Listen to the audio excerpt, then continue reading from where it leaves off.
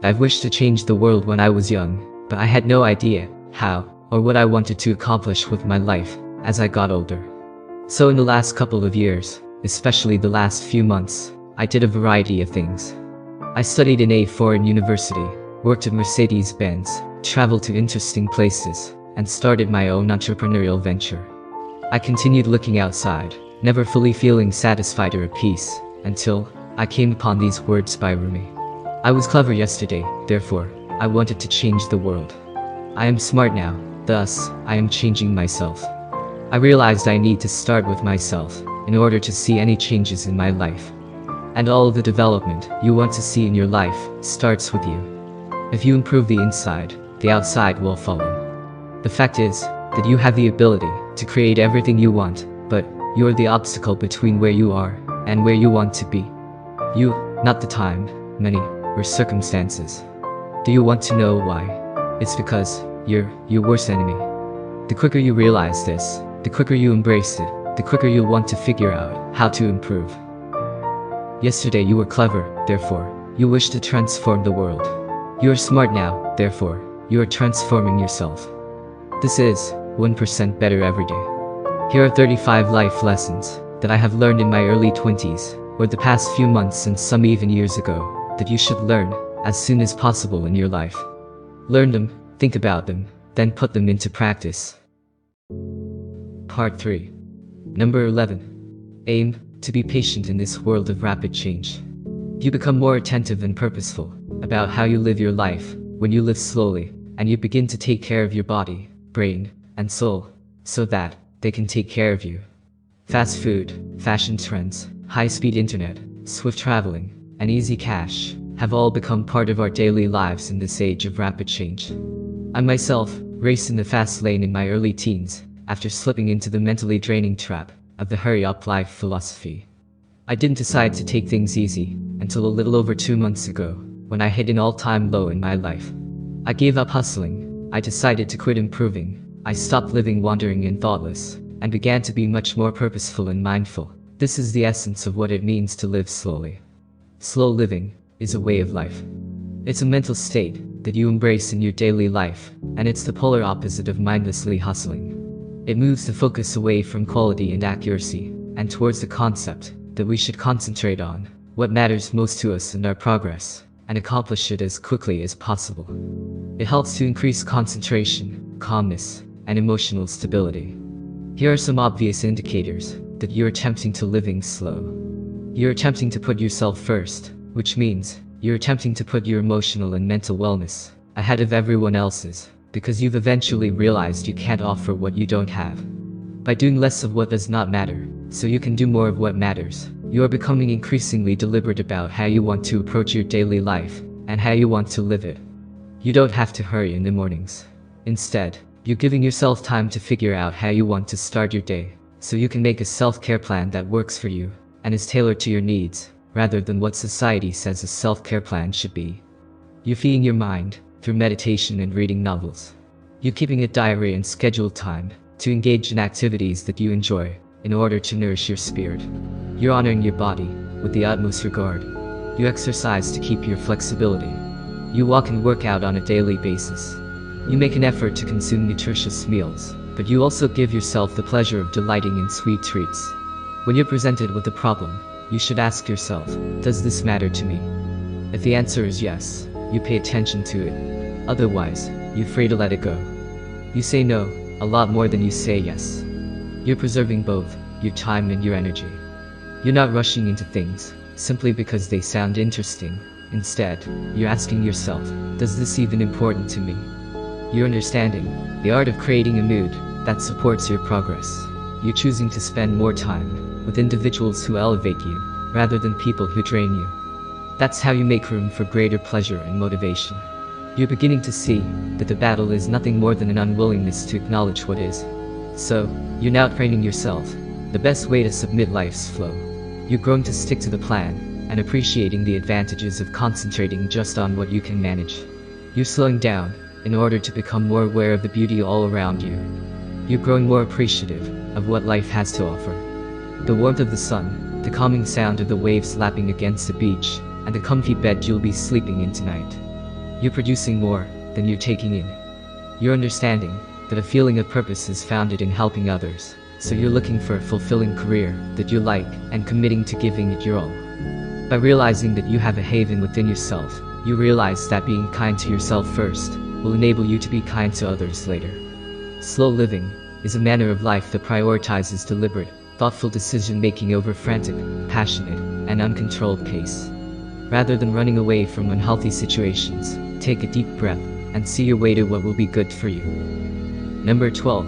Journaling is a universal and precious kind of treatment that may help you feel more positive, know yourself properly, and make sense of your life. Journaling is basically the process of observing and reasoning about specific elements of your life, then writing them down and converting your ideas into words. It may have a significant influence on all aspects of your life. Writing helps you clear your thoughts and efficiently organize your feelings, both of which help you think more clearly. Simply putting down your objectives on a regular basis increases your chances of achieving them by 42%. For the past months, I've been doing a 20-minute purposeful journaling practice daily, and it's helping me be more deliberate with my day. For the past 7 months, I've been writing a free-flow journal entry once a day, in which I focus on what's going on in my life and plan for the future. The fact is that the only way to achieve a higher degree of self-awareness and a greater understanding of yourself is to write regularly. As a result, keep a journal as a kind of analytical contemplation and a way to communicate with oneself. Write to understand yourself better. Write to think better. Write to make sense of life. Oprah Winfrey, Richard Branson, Ralph Waldo Emerson, Nelson Mandela, Albert Einstein, Marcus Aurelius. All of these great thinkers kept a daily journal for these reasons. So, why are not you doing it? If you like my videos, smash that like button and subscribe, so that the YouTube algorithm recommends our video to people who really need our knowledge. Number 13. You become wealthy when you search out unique ideas rather than material possessions. Material things break. They gather dust. They may even be forgotten in the future. Experiences, on the other hand, last a lifetime. When I go back, I recall rock climbing, traveling in nature's heaven for the first time, receiving a standing ovation for a presentation I gave, the trip with my friends, the week of solitude in nature's heaven, and the excitement of launching my own business. When I think back on my life, I recall experiences rather than possessions. A mind transformed by a fresh encounter can never return to its former configurations, stated Oliver Wendell Holmes Jr. This is absolutely correct.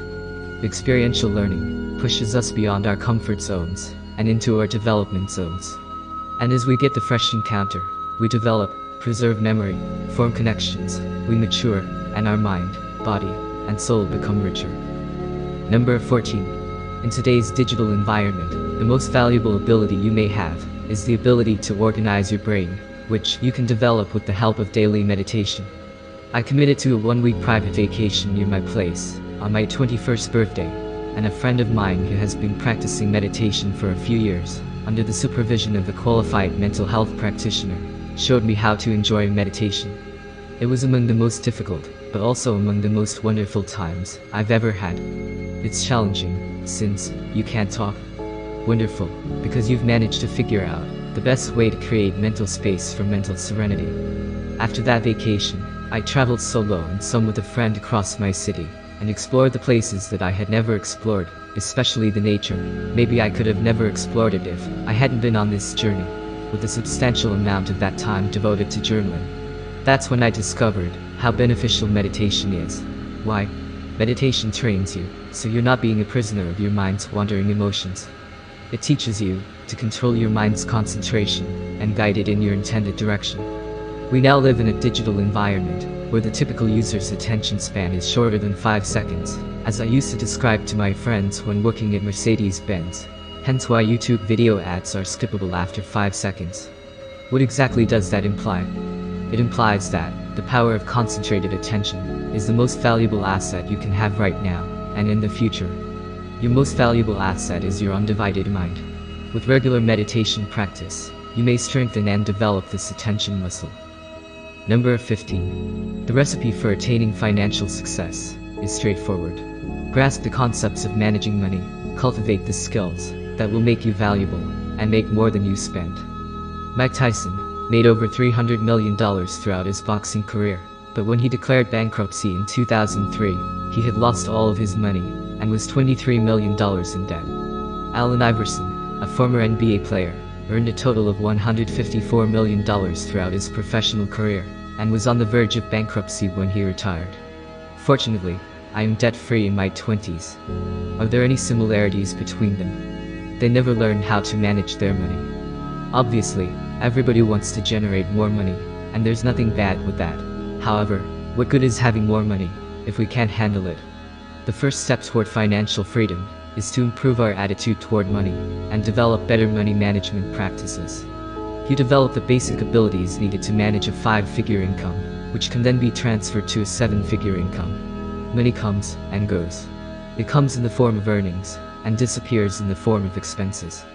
Your salary is the money you make from the work you do, and your expenses increase as you spend more. In other words, the more you earn or create while consuming less, the more money you will make. But how can you make more money if you just have one source of earning? What is the best way to double your productivity or creation? Here is how you can solve the problem.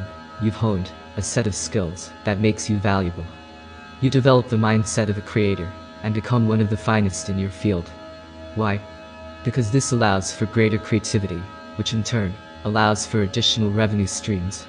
You may now pass on your knowledge to others. You may now market yourself and your knowledge. The formula for financial success is straightforward. Learn how to take care of your finances. Prepare your financial situation and develop the basic abilities that will become universal. Develop a set of skills that will make you valuable. Think like a craftsman and become so excellent at a particular ability that people will pay to learn from you. You should produce more than you spend. You may save money by cutting costs, but you can also gain money by diversifying your revenue streams. And how can you diversify your sources of income? You develop goods that offer value to the marketplace. How? You make use of the talent you've learned. Isn't it amazing how everything fits together? Subscribe and turn on notifications so you don't miss videos of my journey in search of mental clarity. This is 1% Better Every Day, and I'll see you in the next video. Till then, keep improving and stay blessed.